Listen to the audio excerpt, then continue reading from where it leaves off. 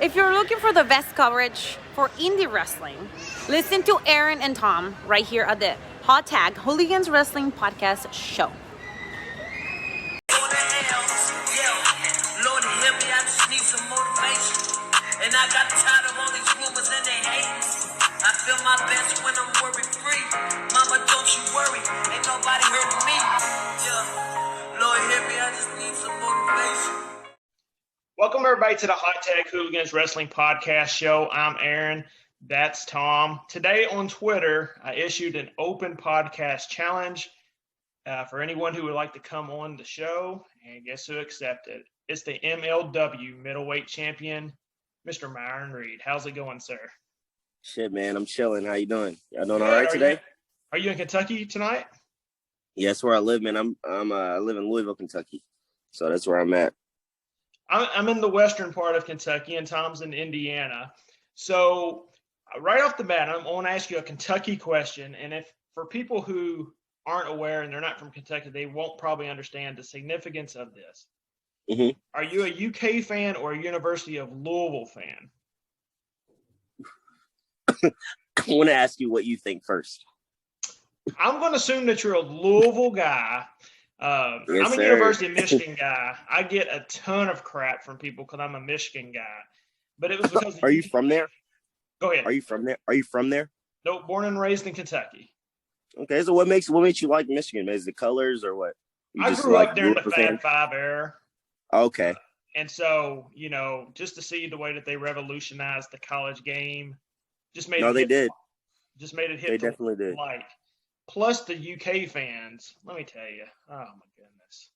Oh, they're horrible, dude. They're horrible. I mean, like my fiance, her dad, like her whole side of the family, they're like super big UK fans. So every time I go around there, like they're always giving me hell about it. But they didn't say too much this past year, UK did really bad this last year, so they didn't have too much to say about nothing this year. But usually I'm getting the short end of the stick when it comes to the jokes and stuff like that. But yeah, I used to be a big Wildcat fan, but really? I don't follow it anymore. And I'm from Indiana, but okay. I'm What in part? So let's be honest, it's 10 minutes from Kentucky. So in Louisville, there's actually quite a bit of Kentucky Wildcats fans. And my buddies growing up in high school and stuff, they were all Kentucky Wildcats fans. So I kind of just joined in with them. And there was a years back when I was in high school. So we followed it at that time. And I was a pretty big fan, during that time. But I just kind of fell off and don't really pay much attention to basketball of any kind anymore. Yeah, man. It's I don't know. Like it's crazy though you say that, because I feel like since the pandemic, like everybody has like gotten back into like stuff they used to watch and stuff like that, because everybody's had a lot of free time on their hands and stuff like that. So, but my shoe got at a retail that stayed banging during the pandemic. Oh my goodness, dude! Long hours, and I had a hard time keeping up with wrestling. So it's been tough. I can't help but like notice the belts in the back, man. Those are awesome.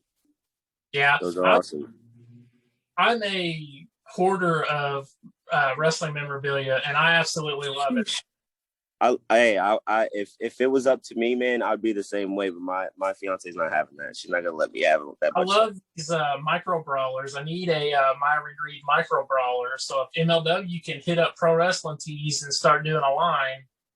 I mean, they're already partnered, so I don't see why not, man. I know. That is really dope. Didn't Impact just do that? Yep. Okay. Yep. Yeah. That's what I seen. Okay. All right.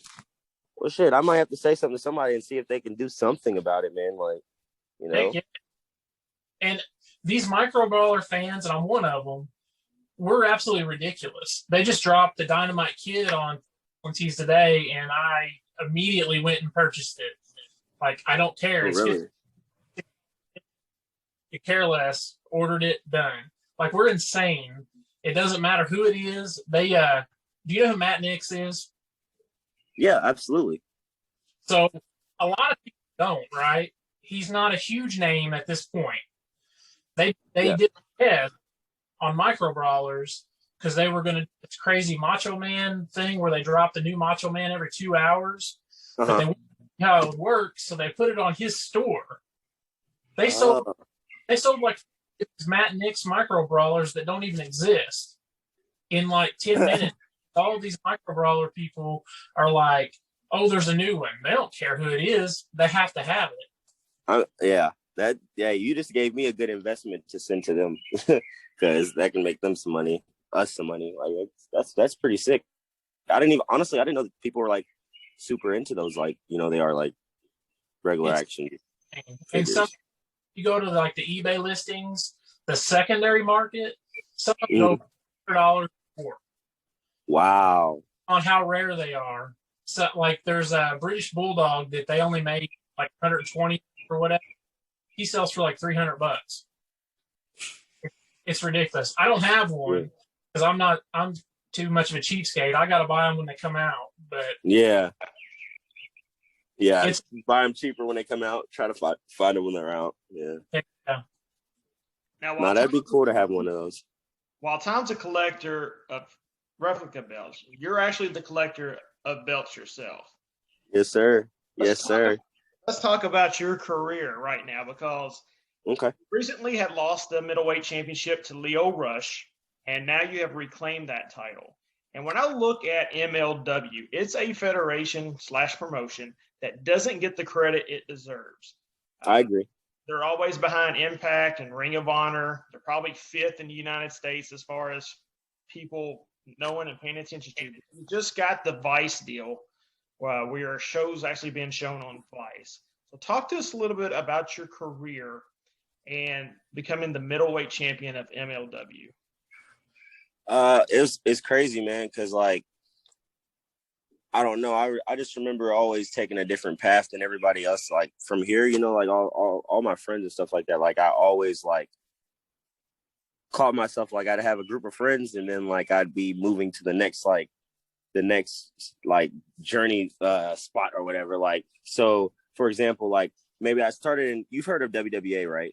Yes. Where wrestling. So that's where I started for like when I first started. Like I was backyard wrestling before, so I didn't really know shit.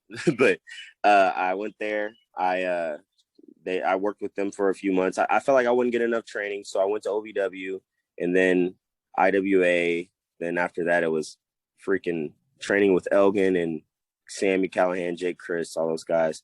And that, like, just working with all those guys, a lot of people where I was from wasn't doing that. And I remember seeing a lot of my friends getting signed.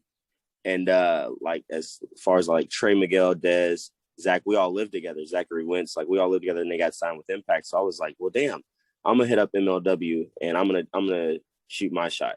So I did. It took about a week, and they got back to me. And from there, like I felt like when I first started, I was so like starstruck, man. Like super nervous, promos, everything. Like I just like I felt like Tommy Dreamer, Low Key, all these guys I watched on TV growing up. You know what I mean? Like was all in this locker room, and they're like, all right, cut the promo. I'm like, fuck, sweating beads. And then, so honestly, like, I felt like them putting us together as Injustice, we all like knew that we were young, hungry guys that could have amazing matches, and we were ready to like literally take on anything. And honestly, like we went out of our way. Like they wouldn't have promos for us. We would go get the producers like, hey, can we cut a promo? Like, can we cut a promo?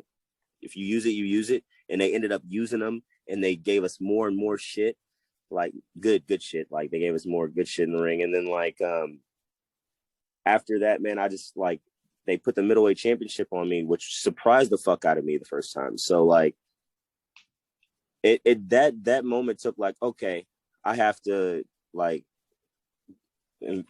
pretty much go from one point to another. But like I just gotta it built my confidence up like crazy, man. And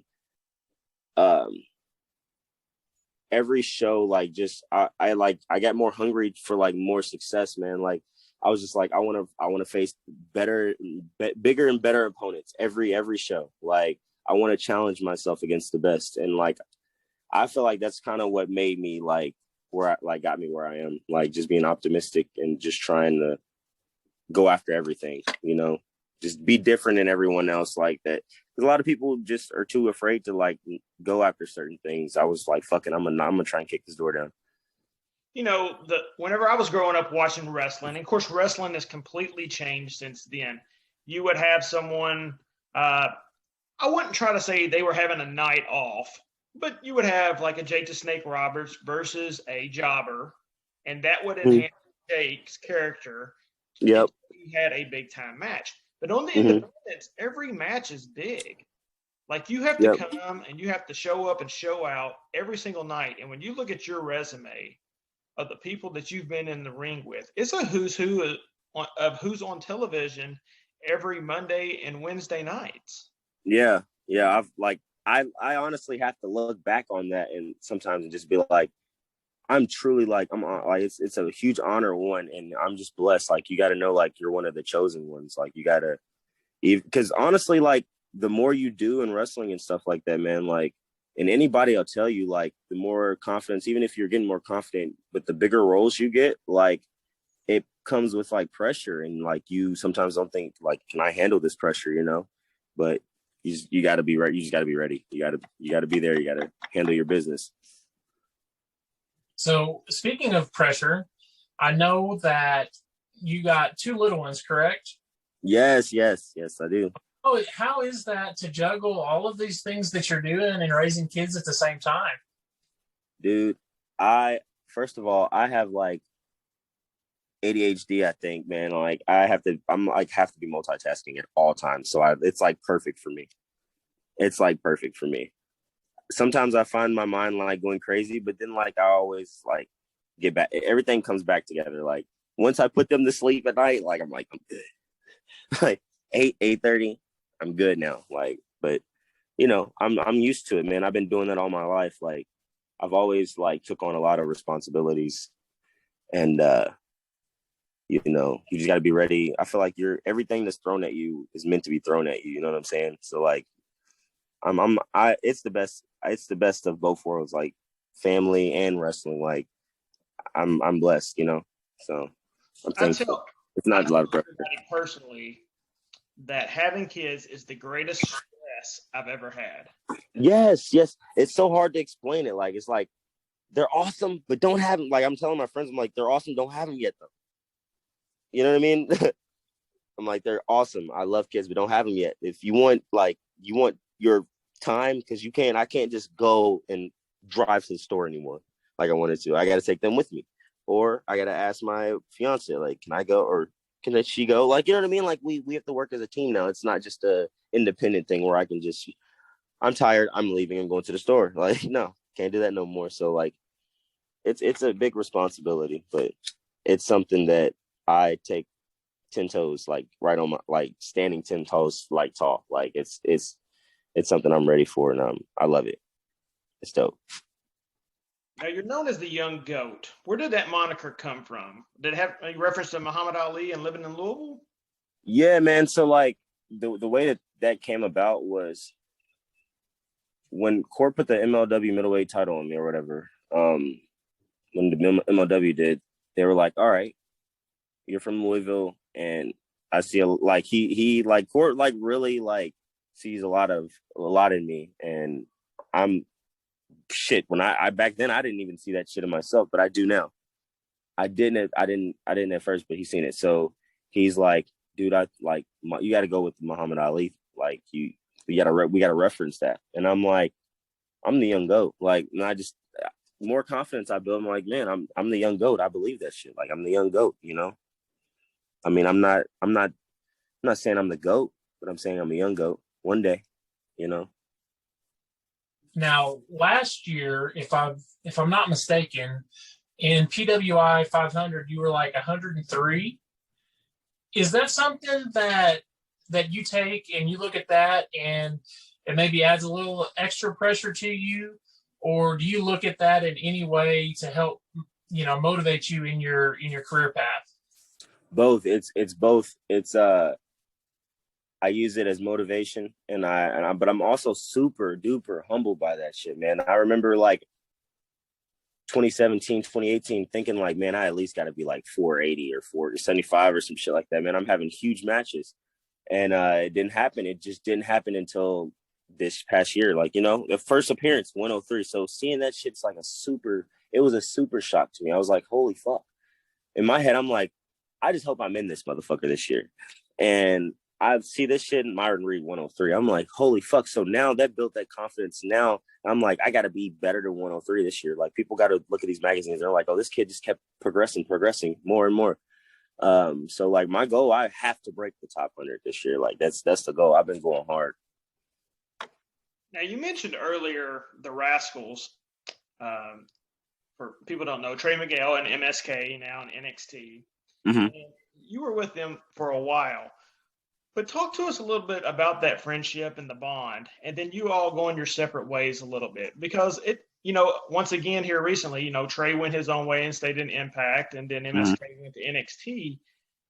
It's just a hard business for friendship, isn't it? It is, but like if you really genuinely like care about people, and we could go weeks without talking to each other, and then when we talk again, it's like we were talking like we were every day. I literally lived with these guys, so like we built like a super close like bond.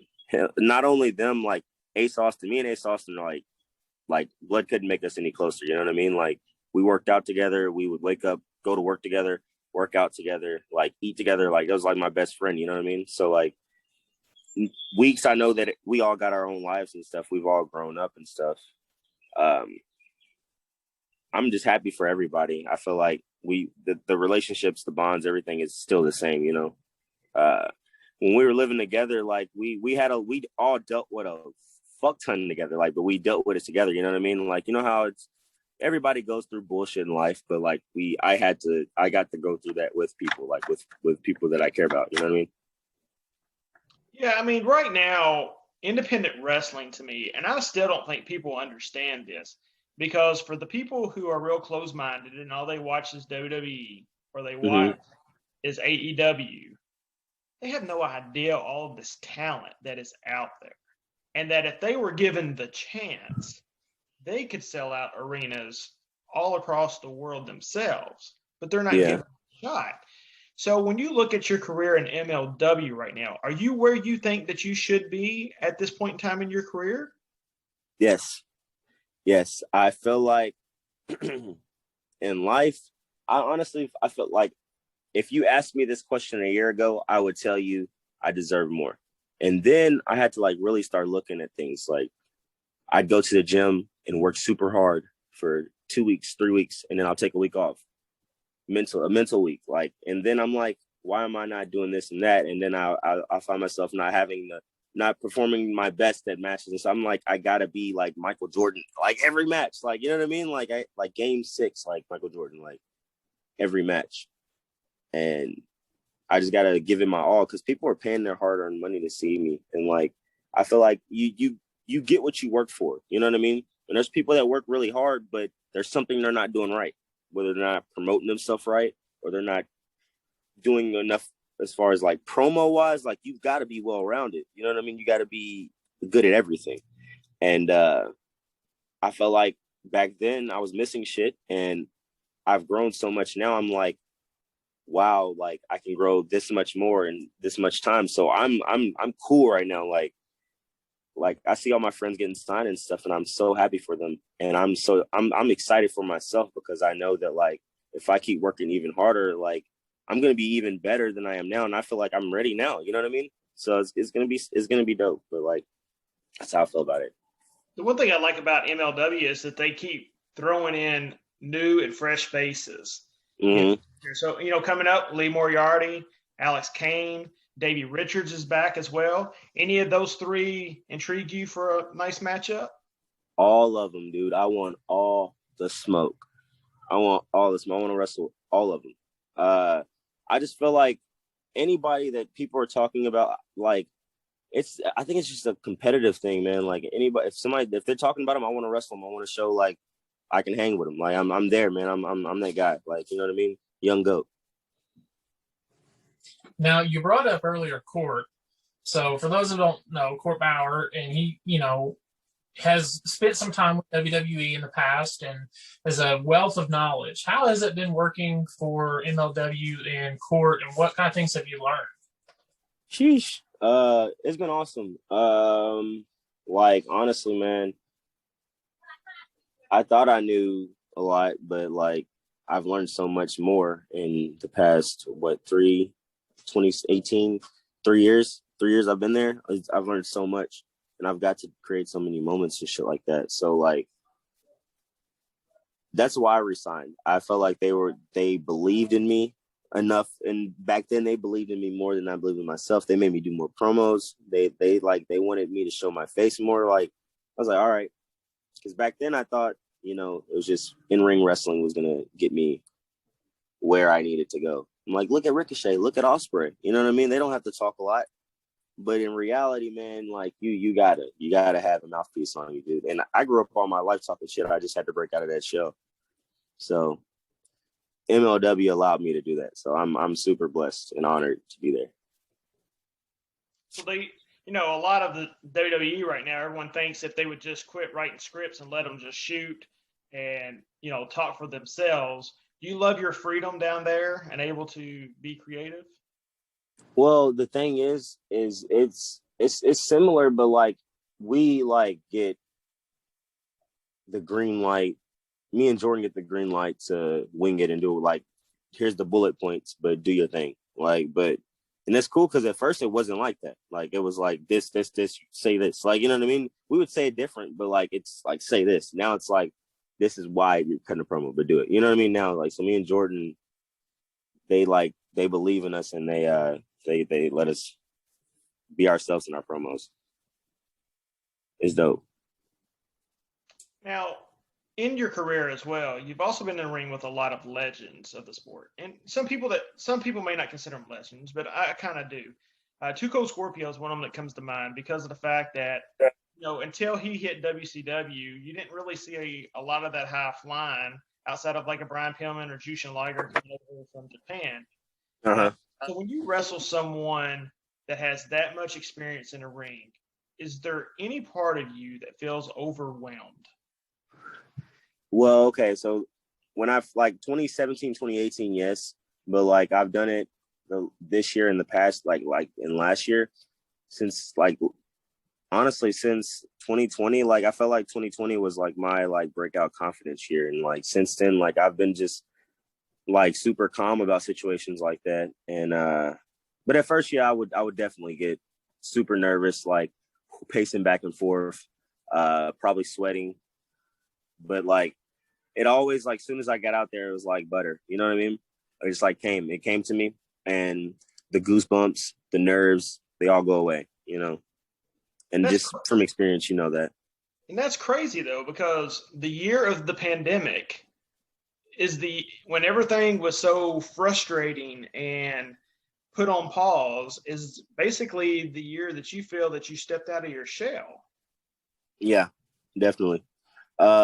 Because honestly, I had enough time to just sit back. MLW had us cutting promos every week. And then once it came time to wrestle again, a lot of people wasn't wrestling. And I knew that I had to wrestle. I had to get back out there. And I had some really big fucking matches coming back into wrestling. Like my first match back, like, was me and Blake Christian. So I was like, whew. I'd like haven't really been doing cardio and shit like that, but hey, it ended up being great. It was super hot and everything, but it ended up being a great match, and that there like built like hella confidence, and I just feel like I got to grow while people were like, a lot of people were not wrestling and stuff like that, during the pandemic. And I feel like I got to grow. So I feel like it put me a step ahead of some individuals. So one of the questions to ask is, in the near future, is there anybody that you are hoping that comes your way to MLW that you want to work? I want Lee first. Well, I mean,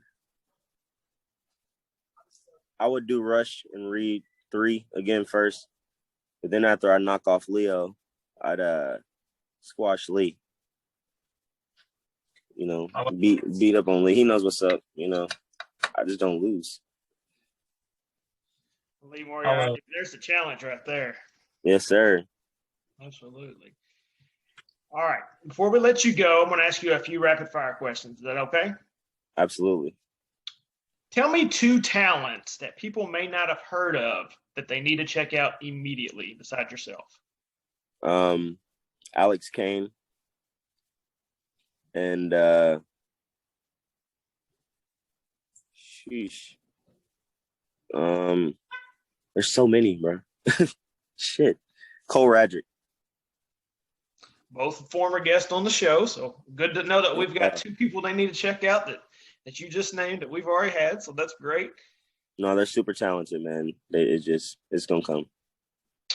Who is the best high flyer in the history of pro wrestling, in your opinion? Shit. Rey Mysterio. What is it about Rey? Man, just growing up, like when I was younger, he was just my favorite, and I felt like he was the ultimate. What a high flyer, like the meaning of it, like he was just everything it meant. I felt like. I think WCW Rey Mysterio. Yeah. Especially before he lost his mask, but when he first came in, and I tell people all the time, my favorite match of all time is him versus Eddie Guerrero from Halloween Havoc '97. I love that Rey Mysterio. Yes. Yeah. The outfits were insane too, man. Like the outfits were ridiculous. Like they were so sick. If you can sit down and only watch one match for the rest of your life, what match are you watching? John Cena and Shawn Michaels, WrestleMania. Yeah, that was, bro. I've watched that so many fucking times since I was a kid. I had the DVD. I like just threw it in and we would just skip to that match every time. Act like I was John Cena and shit. See, it's crazy because, Cena is somebody to a lot of our guests. I think everyone respects him, but they never really bring him up as, one of their main favorites. And you just mentioned you really love Cena. So talk to us a little bit, just real fast off this. What was it about Cena that you really related to? Growing up, like at first, I was super big on the basic thugonomics thing. Like I thought that was so sick. Like when I was younger, because younger we like rap and stuff like that. So I'm like, he looks dope, and he's super big and shit like that. Like I felt like he was like one of those guys that people like don't like because he's so likable. You know what I mean? The people don't like him because he's so likable. Like he's just so easy to gravitate towards. So like he's just such a good person. And you can honestly just like the battles like from him and JBL and like all those feuds and shit like that, man, made me a huge Cena fan when I was younger. Like I had all the shirts, hats, and nobody could see me. Nobody could see me back in the day, man. But yeah, Cena was just different, man. He just had his heart, bro. Like they made him have so much heart. Like they made him like I liked everything about him. Name one wrestler on AEW and WWE that you feel is totally underrated. Darby Allin. Who's somebody off of WWE? Shane or Isaiah Swerve. Yeah, Isaiah Swerve. Yeah, I like Swerve. You almost said Sean Strickland. It's okay. I almost did, man. It's so new. So it's so new to us. Hey, it's so that brings me to a question. If WWE wanted to sign you or AEW, but they told you had to change your whole name and the gimmick, are you down for that? The money's there, man. Hell yeah, I'm down for it. Shit, it's changing my family's life. Yeah, I mean it's a hard decision. I know because right now, for someone like yourself, I'd like to keep my name. Yeah, you're putting in all types of work. You're creating it. You're rolling with it. But you also know you've seen it too many times. Like Isaiah Swerve Scott, perfect example. Great name on the independents. Nothing wrong with his name, but yet switch. Mm-hmm. So, and it's so weird because some of them they switch and some of them they don't, and it's like, what's the criteria? I honestly don't know. That's crazy. All right. So when they change, when Court changes your name next week at MLW, we're gonna know he saw the podcast. Like fuck it, name change. That's funny. All right. Before we let you go, tell everyone where they can find you on social media and PWTs or anywhere that you've got some merch. All right, man. You guys can check me out on Twitter, The Bad Reed, Facebook, Myron Reed, of course, and Instagram, reeds.world. And also, I just dropped an album, Bangers Forever 2. It's on all streaming platforms, and it's lit. Like my new theme song is on there, Young Goat, and it's going crazy. So just follow me and check everything out. Awesome. Well, thank you so much for joining us tonight. It's greatly appreciated. Don't want to take too much time away from your family. But great things are on the horizon for you and for everyone out there. If you have not seen this man, check out Vice every Saturday morning. They're airing episodes on there, or just go to YouTube. There's tons of great matches of Myron Reed over on YouTube for y'all to check out as well. Thank you, Myron, very much. Yeah, appreciate you having me, man. Absolutely. For everybody else out there, we want to make sure that we're telling everyone thank you for the support. Over 9 months in, over 6,000 audio listens. Our subscriptions are going up every day. We can't do it without y'all as well. Also, I want to thank everyone, especially Slam Wrestling and Todd Denot, for the review of my book, Independent Road: A Wrestler's Journey. I greatly appreciate that wholeheartedly. I didn't think that anyone would care that much to do a review like that, but I appreciate it. And I know all the talent involved in the book also appreciates it as well. If you haven't got your copy, pick it up at barnesandnobles.com. It's been a very good week as far as that goes. We're starting to climb back up the charts again. So hopefully we can knock off Tom Brady one more time. So for everyone else out there, make sure you're enjoying your night. Stay safe. And we'll see y'all later in the week.